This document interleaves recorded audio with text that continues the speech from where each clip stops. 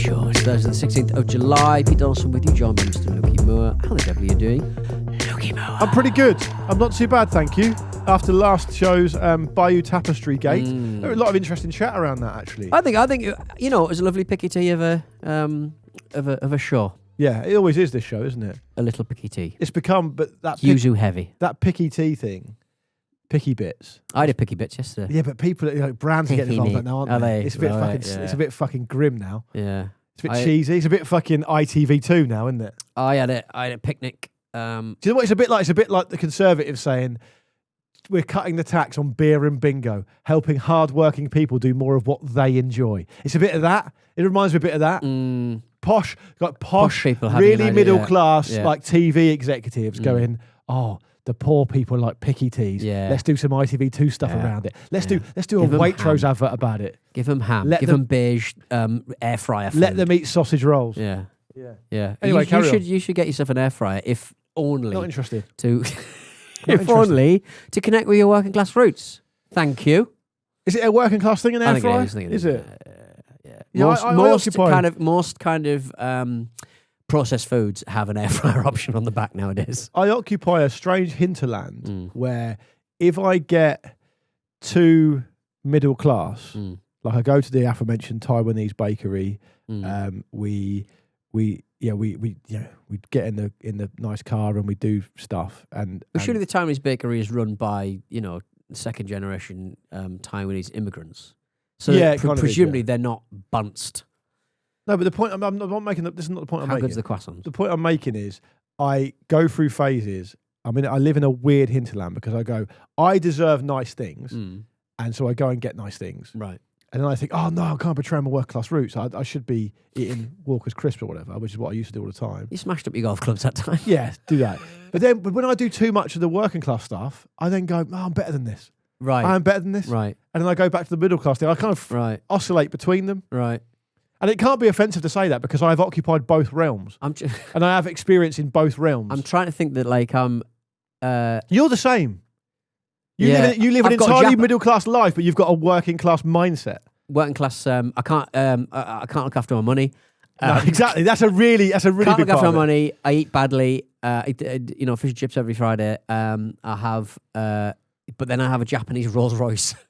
Yeah. I drove the neighbourhood child to his prom. The neighbourhood child. Yeah. You make him sound like he belongs in some kind of medieval village. The lad who lives a couple of hours down, we always talk about wrestling. He loves his wrestling. How old is he?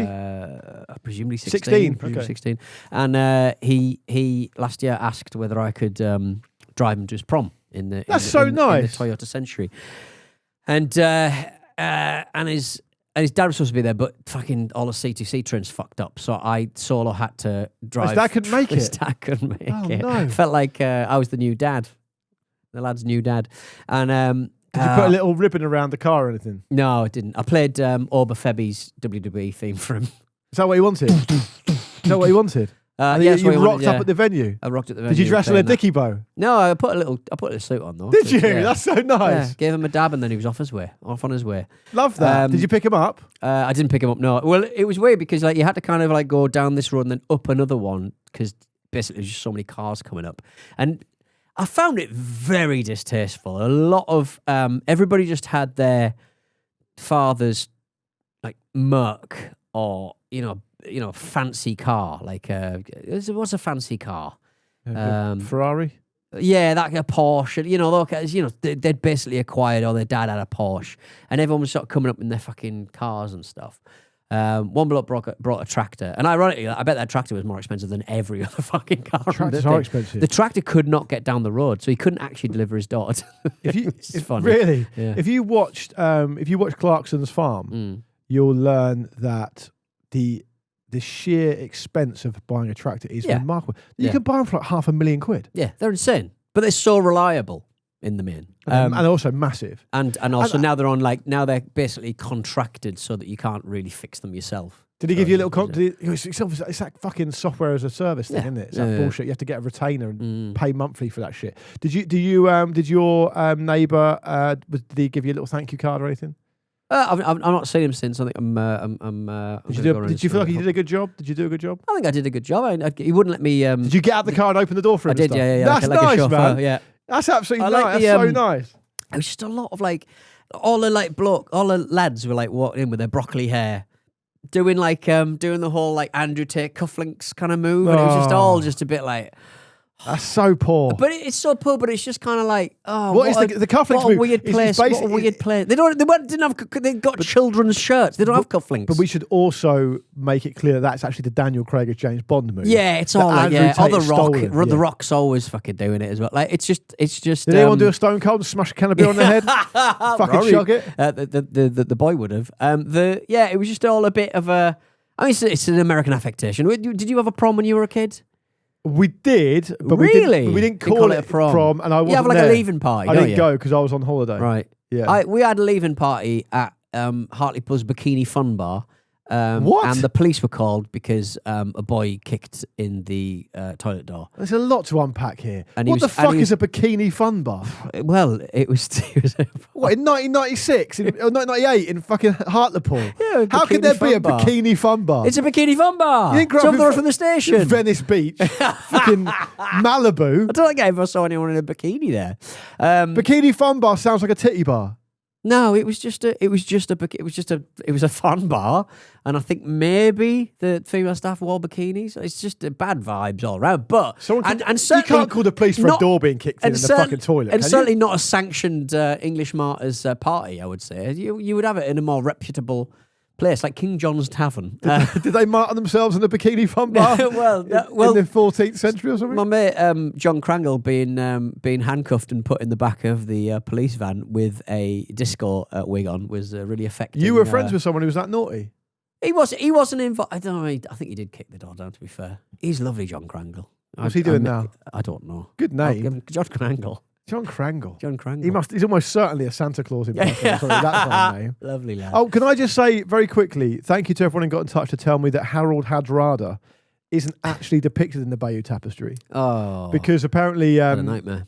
Because apparently the makers of the tapestry were much more inclined to focus on the Norman conquest itself. Right. Rather than so it's basically all about William the Conqueror. Right. That's what people have told me anyway. The people with boots on the ground, they're obsessed with that, yeah. Yeah, so... interesting. Yeah, and I think I was getting confused because I think Harold Hadrada isn't the same as King Harold who was killed by William the Conqueror. Right. I think I'll get them mixed up. Who's the one with the collider? Harold Godwinson was the one who got the arrow in the eye. Right. I don't think it's the same person. It's the thing about the Bayeux Tapestry, it is so fucking long. 70 metres. As we established. 70 metres, as established. And it is from a time, was it 1066? All that business, wasn't it? It's just so, the world was so different, and the UK was so different. And so it's just part of that in part 1066? It's not. It wasn't the UK in 1066, you as I said, but the land mass that we now know. Yeah. Talk to me about Doggerland. Let's talk about fucking Pangea, shall we? Do you know Doggerland? What's Doggerland? Doggerland is that where Shaw Amiobi and Sammy Obio went to play with the Doggers? No. The Diggers. They went to Diggerland. They went and played on the Diggers once. Lovely bit of Newcastle United social media. My son loved Diggerland. I want to go. I think we didn't go to Diggerland, but we got all the that. diggers from Diggerland at the Lambeth Country Show. Oh. He was fucking all about it. My daughter loves a bin lorry. Yeah, so does my son. He's obsessed with it. Lorries? I've spent Saturday mornings following one around. Yeah. Nice. And every single 5 minutes.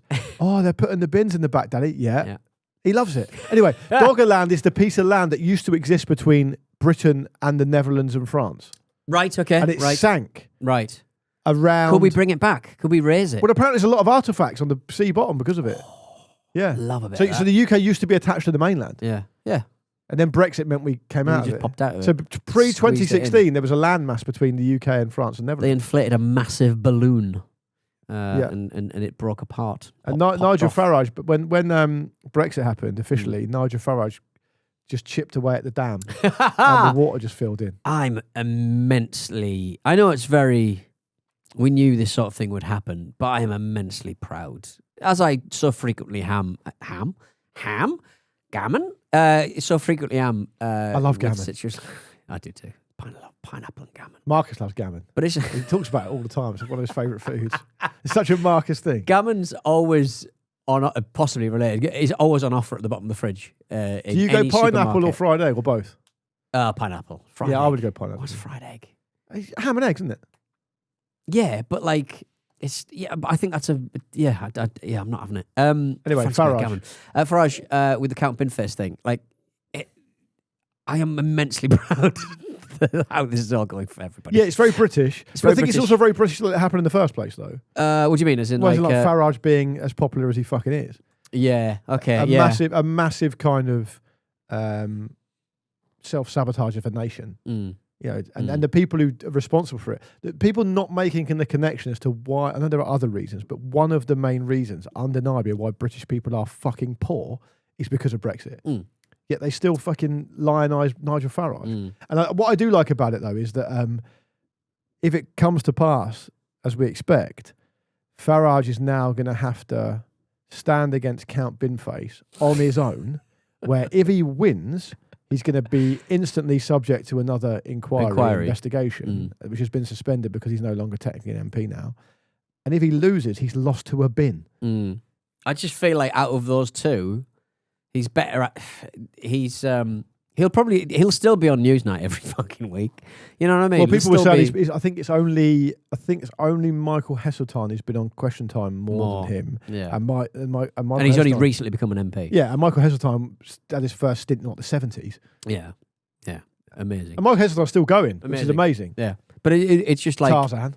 But you sort of that's his nickname, isn't it? Tarzan. Why was it Tarzan? Because I think there was some kind of big dispute in the 70s, and he ran down to the middle of the House of Commons chamber and swung the mace over his head. Yeah. Why is that Tarzan though?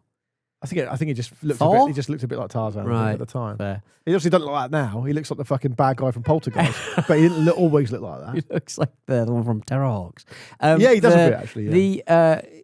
Yeah. Baffling. That was a kids show, by the way. Yeah, but frightening even now. I think sometimes it's like they sort of focused on, we got to make it as realistic as possible. I was like, that's just horrific. But they just didn't give a shit, did they? Then No. About with the it's a really big aspect of modern parenting, isn't it? Like you get into a situation where you're like, okay, so my son has a tantrum, so the best thing for me to do, which to be fair does actually work, is like, observe that he's upset, kind of communicate to him that you can see he's upset, so he feels validated, and then let him know that when he's ready to engage again, he can, and that he should use his words when he's able to, and all this kind of shit. And I do all that stuff, and it does tend to work, and I feel good about myself doing it. And I think about what my parents used to do. I'll give you something to cry about in a minute. Shut up. I'm trying to find a scene from a film that myself and my daughter watched quite recently, and it is absolutely horrific. I can't believe your daughter can sit through a film. She loves it. Well, she can sit for through an hour and a half. Nah, about 45 minutes. 45 minutes, pretty much. That's about it.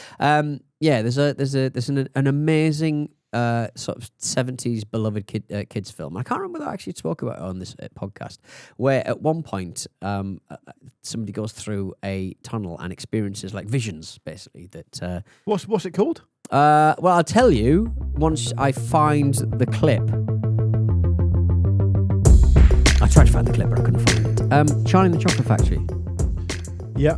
There is the one with Gene Wilder. Yeah. The Tunnel of Terror scene, obviously. That is not a show. That's not a film to be showing a 3-year-old, Peter. No, but not that bit. But like the start of it's fine. Why is that scary for a 3-year-old? It's really creepy. It's creepy because it's all old people. But no, it's intended to be creepy. It's Roald Dahl, isn't it? Yeah, but but it's still kids. It's supposed to be a kids' film. I started watching it. I was like, turn this off. It's terrible. What terrible as in that? Terrible as in terrible. Well, it's terrible. But it looks worse because we look at Gene Wilder and we look at Augustus Gloop's dad, or whoever the fuck it is, the cheeky girl one, his dad. They're just all old, horrible old 70s men. Charlie's grandfather's cocaine finger and stuff. Like it's just all a bit like good name for a band, by the way. But back then it was Charlie very charming. His dad's cocaine finger. The Tunnel of Terror scene, which my daughter didn't watch, thank fucking Christ. There's a bit where a chicken is beheaded. An actual chicken in full view. A chicken is beheaded. And that was on Charlie and the fucking Chocolate Factory. My understanding of Roald Dahl generally is that he yeah, he was also a horror writer, right? Mm. So he was sneaking these kind of kids books through the back He door. didn't have a making hand in them- this film, though, did he? Remember, this He- wasn't he- like he wrote the story. in the book. though. It didn't say, and then a chicken's head comes off. Well, no, it's not as literal as that. No. You are on nodding terms with metaphor, though, aren't you? Yes, I am. But Yes. but they've made the choice to put a chicken being I beheaded agree. on. Who directed that first one? I can't remember. Oh, I don't know. To be honest. But the second one was directed by Tim Burton, wasn't it? Yes. And we always tell that story because I always say that my friend played the young Willy Wonka in it, Right. and you would say that your friend Mark was an extra in it, and Johnny Depp screamed at him. Yeah. Because he was trying to talk. Trying to make small talk with him. I Make small talk. I can never Maybe think- Johnny Depp hates small talk as much as I do. Had he done It's Pirates of the possible. Caribbean then? He had It's done, hadn't he? possible. Because Johnny Depp basically doesn't have charisma of his own anymore. Now he's just Captain Jack Sparrow, isn't he? Yeah. You never go full Jack Sparrow. I think the men who dress up as Captain Jack Sparrow are all really cool. Yeah, I think they are too, yeah. I would say, and what is it's a direct lineage, isn't there? Because they use those lads. Mm. If they were older, what would they have been dressing up as? Ooh, that's a question. If they were older, If they were older. what was the thing that came in the generation before that people of that type used to dress up as? It's Austin Powers, isn't it? Oh, yes. Nice. it? Yeah. And if you're dad of a certain age, you'd go to the club for like, an Easter show or something, and you'd dress as one of the Spice Girls. It was always funny in the 90s to get three of your mates and dress like the Spice Girls. Who would you have been? Ooh. Scary. Yeah. Yeah. Just for the what do you mean? I'm not my saying favourite one. anything. I'm not saying anything. It's my favourite one. I'm not saying anything. I'm just saying don't go full Matt Lucas, whatever you do. Oh, good God. Yeah. Can you imagine? I saw someone on Instagram the other day saying that, it's quite weird because I think it was a comedian.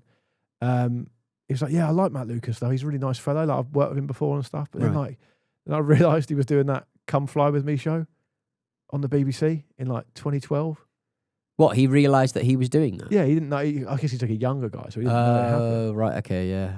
I think it's the massive, massive blind spot in our culture that people don't kick off about that. But it's the amount of bullshit you have to go when pitching to certain TV behemoths about let's face it, the racial makeup of your company, the working class roots of your company, which is one of them made me laugh. If you sort of apply for a to do a show on a big network, they frequently sort of say, well, at least one of you has to have working class roots, which is a cop out. Yeah. To increase diversity and stuff. And then not that long ago, was it 2010? Come Fly With Me? Bruno, what year was Come Fly With Me? It was much Fly more With- recent than is acceptable. Yeah, and Not that it's ever therefore- acceptable, no, but it's never contextually acceptable. But unacceptable, what I'm saying is they talk a good game when it suits them, and they put on dross like that when it doesn't. Yeah, it was 2010 apparently. Incredible. Very, very strange. Have we got an email? Shall I have a look? I haven't Let's checked, do some actually. emails for crying out loud. Yeah, if we you've could got do one. an email too, couldn't we? Let's have a Yeah. look. Bruno's written Roald Dahl was a proper bad bloke, massive anti-Semite. We're across that. We're Yeah, familiar. we know that. We're We know familiar. that, We're yeah. familiar. Roald Dahl, there's a big conversation around modifying his books. But no, it's a tricky situation. That I just stick to the giraffe, the Pelly, and me. That's my James and the Giant Peach. we do a lot of Richard Scarry with our son, and Right. he always used Who's to that do. guy? He was like an American, like all of his stuff is based around like anthropomorphic animals. Right. So Like as a Donaldson, result- like Julie Donaldson. yeah. Yeah. But it's like The fox's date socks. back to like the 60s. Right. But there doesn't seem to be. I mean, I might be wrong. People can correct me if I am, but I haven't encountered any problematic stuff. Yeah. Or stereotypical stuff. So it seems like it's quite safe ground. And it's actually there's like a nice vintage quality to it. What I don't like about a lot of modern kids' books is they're all CGI created. Yeah, and there's a lot of There's no real charm to it. There's a lot of kind of AI as well in kids' books that looks absolutely fucking atrocious. You showed me one, didn't you? You showed me like a kid's book that had been made with AI quite recently. My son's got a couple of them, and he likes them. So obviously, be led by him. But I want to make sure that he actually gets the Julia Donaldson type proper drawn books and stuff. Axel Scheffler does all the illustrations. Scheffler, He's good old great. Scheffler. We're into the Snail in the Well at the moment. There was one book that was basically not a companion, but it was basically just a, like when Friends would cheap out and do like a Clips episode. Because that, like, like TV, network TV. Simpsons used to do that as well, didn't they? Yeah, any network TV, Breaking Bad, like Breaking Bad didn't have a clip episode. All right, they did the fucking Fly episode, but it's still. Yeah, but that's a bottle episode. It's totally different. It's the same thing, saving money. They wouldn't do it if they wouldn't do it if they had the choice. But so the clip episode, there's a Julie Donaldson book that was basically just a clips episode. Advertising other books. Fuck you, Donaldson. Fuck you. That's what I say every day. I know. Fuck you, Donaldson. But can we just take a moment to imagine what it would be like if the highest rated TV series of all time, just in the middle of a series of a clips episode? Yeah. People would be like, what the fuck? Good. I don't think Vince Gilligan's really going to do that. I was going to say to you, I was just going to say to you before I do this email, that where do you stand on that modification in retrospect? Yeah, I think I'm fine with it. Like, it's just a if the other one is available, it's not you removing the other old one, are you? Because when I did, if you're a tit about it, you can get the old one out and be anti-Semitic, can't you? I don't think that's the point, though, is it? No, but if you're wrong, and like people sort of going, oh, they're changing this and they're changing, you can't say Christmas anymore, all that shit. Yeah. Like that kind of generation, you can still access it if you want to. You can find it. It's fine. If you really want the shit one. So on Gone with the Wind, it's hugely problematic for lots of reasons, which I won't bore everyone with. There's a disclaimer at the start, so you can watch it on Amazon Prime at the moment. Prime Video, but there's a big disclaimer at the start. They haven't amended it or edited it or anything like that. They've said, look, watch this with caution. This portrays this, and this. Don't watch it if you don't want to see it, kind of thing. Yeah. That to me seems. Is that reasonable? I think that's. I mean, because what could you realistically edit that to? Do you know what I mean? Like, what could you realistically kind of? And also, like, when it gets to the really, really extreme stuff, like the birth of a nation and stuff like that, you just can't watch that anymore. You can't. I mean, to be fair, I had the audiobook Ralph Ellison's The Invisible Man on in the car. It's a hot day. What kind of childhood are you subjecting your daughter to? She wasn't in the car. Oh, okay, fine. You were just listening to yourself. And the windows were down. And, geez, a lot of N-words. Is it really? God's sake. You're going to have to turn that off. I had to turn it off. I'm just like, oh, come on, mate. I remember watching. Help me out. Before my son was born, I used to take my wife. She doesn't drive. So she's taken to ice skating. Right. She's a keen ice skater. And I would just wait in the car for an hour. Yeah. Because I was like, nothing else to do. I might just sit in the car. Or no, tell a lie. What I would do is I'd pop into the Sainsbury's, get the shit we needed to get, and then wait in the car. And I was watching a really amazing documentary as part of the Storyville series called Final Account. I've told you about before. It's about this guy who catches up with all these old Nazis. Yes, okay. And interviews them. It's fascinating. It's a fascinating time capsule for history. Amazing. Really, really worth watching. And I remember sitting in quite a busy car park, having it on in the car on my iPad. And it's just a lot of Nazi stuff catching up.